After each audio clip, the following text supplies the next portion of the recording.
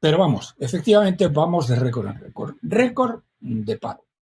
Luego, récord, señoras y señores, de algo que es más grave que el paro. Récord de pobreza. Tanto si lo medimos por las personas que están en una situación de pobreza extrema, una situación de pobreza extrema, bueno, estamos en una cifra que es el 9%. Es lo que se llama técnicamente en carencia material y social severa, ¿eh? Y exclusión social que está en el 26%. Bien.